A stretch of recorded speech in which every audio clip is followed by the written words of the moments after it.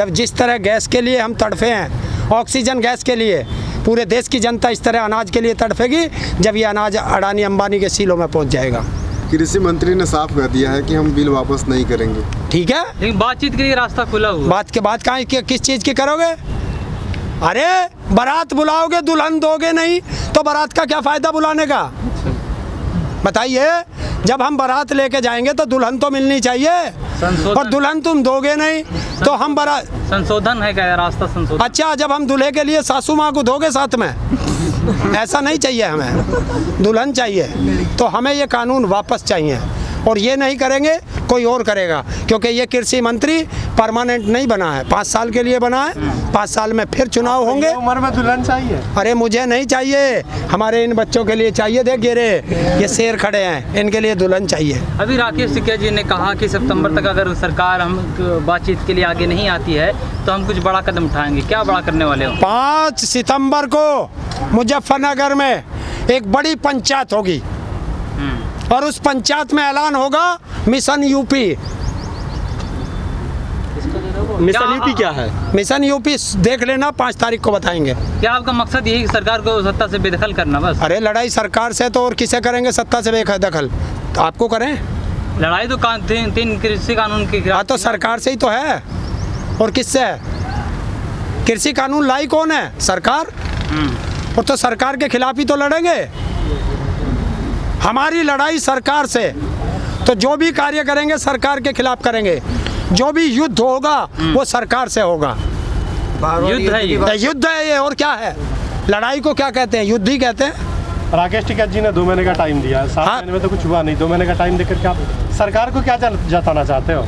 सरकार को समझाना चाहते हैं। 7 महीने से बैठे हुए सरकार को कोई फर्क नहीं पड़ रहा। कोई आप 2 महीने का टाइम दे रहे हो सरकार को, क्या फर्क पड़ता है?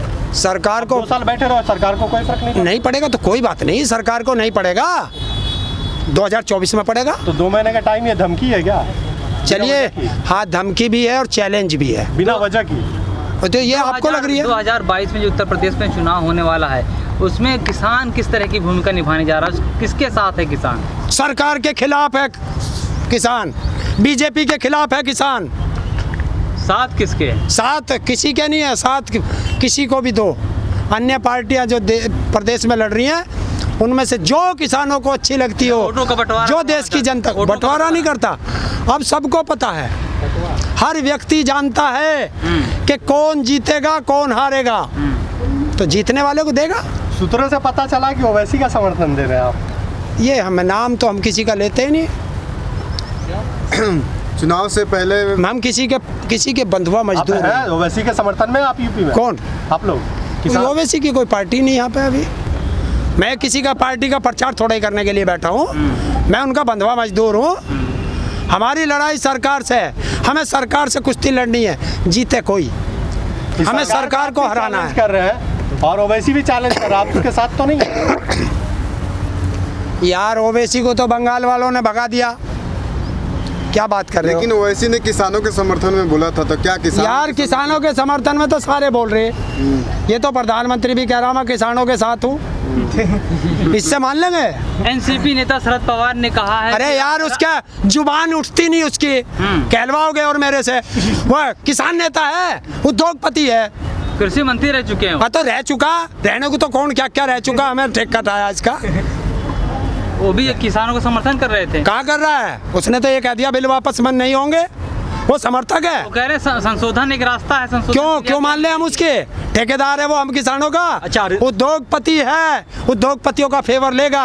महाराष्ट्र में जितनी चीनी मिले उसकी और गडकरी की तो है, और किसकी है? अच्छा, मान लीजिए कि 2022 के विधानसभा चुनाव से पहले भारतीय जनता पार्टी कृषि कानूनों को वापस ले लेती है, तो फिर उसके बाद किसान क्या करेंगे? भारतीय जनता पार्टी के साथ जाएंगे? क्यों? हम कंडीशनल तो हम कोई बात ही नहीं करते, वो बात नहीं, क्यों? अगर वापस ले लेती है सरकार तो फिर सरकार के साथ जाने में क्या बुराई है? देखेंगे। इसका मतलब है कि किसान बीजेपी के साथ है, बीजेपी का समर्थन करना चाहते हैं। कौन कह रहा? अभी तो आप कह रहे थे देखेंगे। मैंने कहा देखेगा किसान, इसे वोट इसे देनी, इसे देनी, इसे देनी। आप लोग जो किसान हैं वो सरकार की गलत नीतियों की आलोचना कर रहे हैं, गलत पॉलिसियों की आलोचना कर रहे हैं, या नरेंद्र मोदी या मुख्यमंत्री योगी आदित्यनाथ की आलोचना कर रहे हैं? गलत पॉलिसी बनाई किसने? वही लाया कौन है गलत पॉलिसी? तो आप भारत सरकार की गलत नीतियों की आलोचना कर रहे हैं या नरेंद्र मोदी या योगी की? भारत सरकार, अच्छा, उत्तर प्रदेश सरकार, हाँ, उत्तराखंड सरकार, अच्छा, पंजाब सरकार, अच्छा, जो किसान के खिलाफ है उन सब के खिलाफ किसान है। अच्छा। उत्तर प्रदेश में जो चुनाव होने वाले हैं, चुनाव से पहले 4 साल में जो योगी आदित्यनाथ ने काम किए हैं, जो कह रहे हैं कि हमने रोजगार दिया है, विकास का काम किया है, अपराध मुक्त प्रदेश बनाया है, कितना नंबर देंगे योगी आदित्यनाथ को? 0। कितना कॉन्फिडेंस है कि उत्तर प्रदेश के अंदर सत्ता जो है परिवर्तित होगी? 100%, 1001%। अच्छा, बदल के जाएंगे। किस आधार पे हैं? किस आधार पे आप बोल सकते हैं? आप सुन लीजिए, जो व्यक्ति ऑक्सीजन के लिए दर दर तड़फा है, क्या वोट देगा? जो व्यक्ति अपने इस कोरोना काल में अपने परिवार की लाश कंधों पे उठा के दर दर हॉस्पिटल भटका है, क्या वो वोट देगा?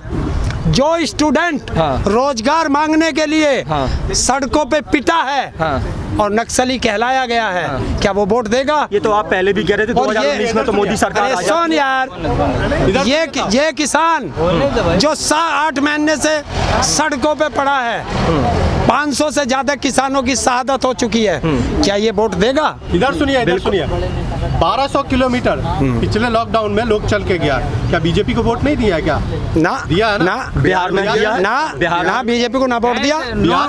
कैसे दिया? कैसे दिया? एक बात सुनो, ये मत कहो नीतीश सरकार थी, कितनी सीट थी और कितनी बची हैं, और किस बिना पे उन्होंने सरकार बनाई है, बीजेपी का तो फायदा हुआ। किस तरीके से विधायकों के छीन के।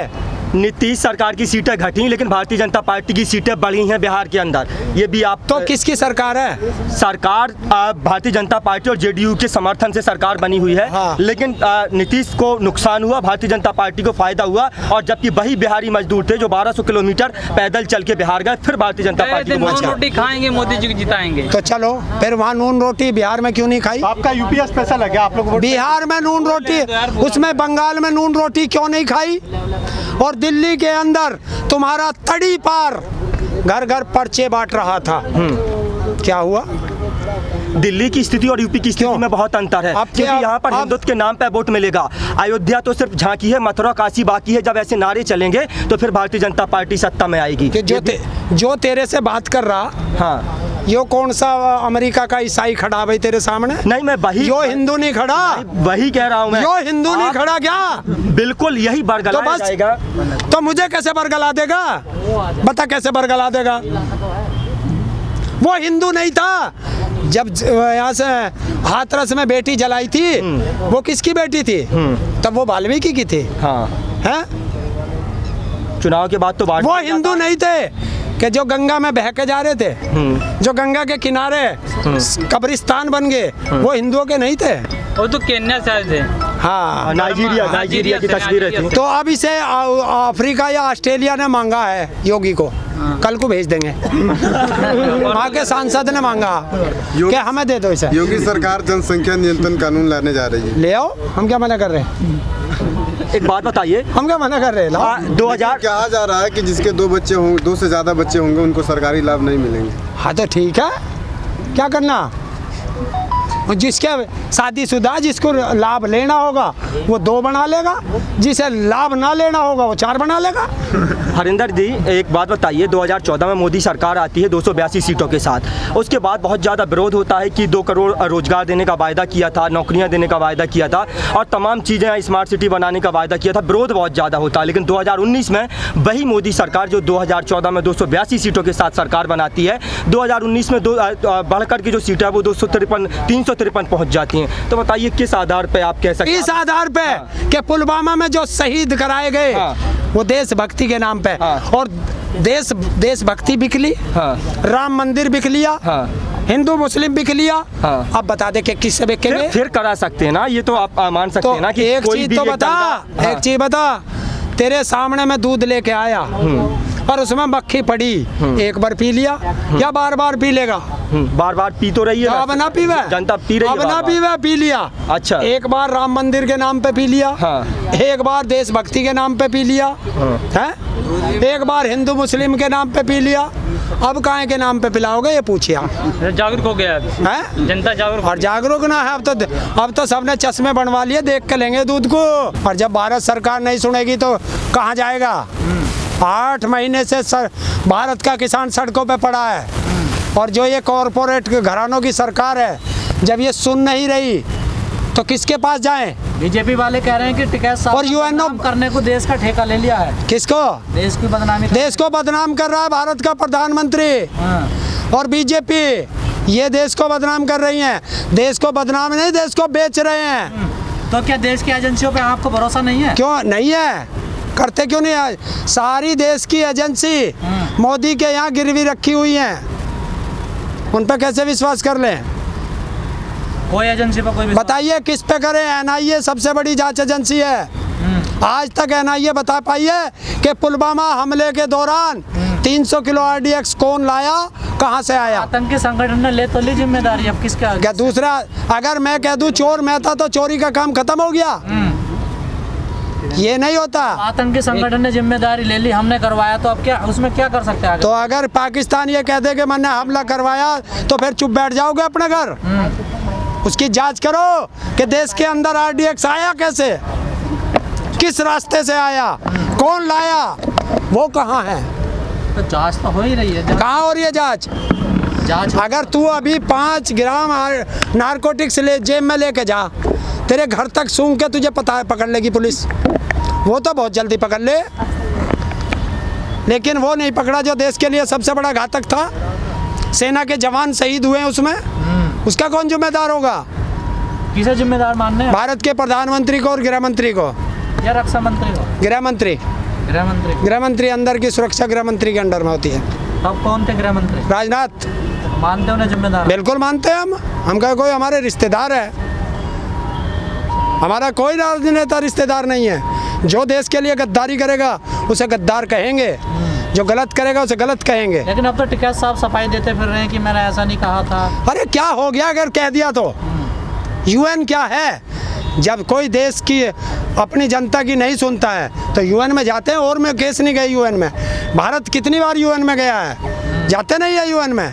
तो अगर उन्होंने एक शब्द कह भी दिया तो कौन सी आफत आ गई? मतलब इंटरनेशनल मामला है ये। और इंटरनेशनल तो बना रहे हैं, सरकार बना रही है कि अपने देश की जनता की नहीं सुन पा रहे। नहीं, यूएन में तो तभी जाते हैं जब इंटरनेशनल मामला होता है। और तो इंटरनेशनल है नहीं, पूरी दुनिया का मामला है ये। देश की हर व्यक्ति के को इफेक्ट करेगा ये कानून, हर व्यक्ति को। एक भी ऐसा नहीं है, हाँ एक व्यक्ति है जिसको इफेक्ट नहीं करेगा, नरेंद्र मोदी को। क्यों? क्योंकि वो अनाज नहीं खाता, वो काजू की रोटी खाता है और काजू अफगान से आता है। बाकी देश के हर नागरिक को इफेक्ट करता है ये कानून।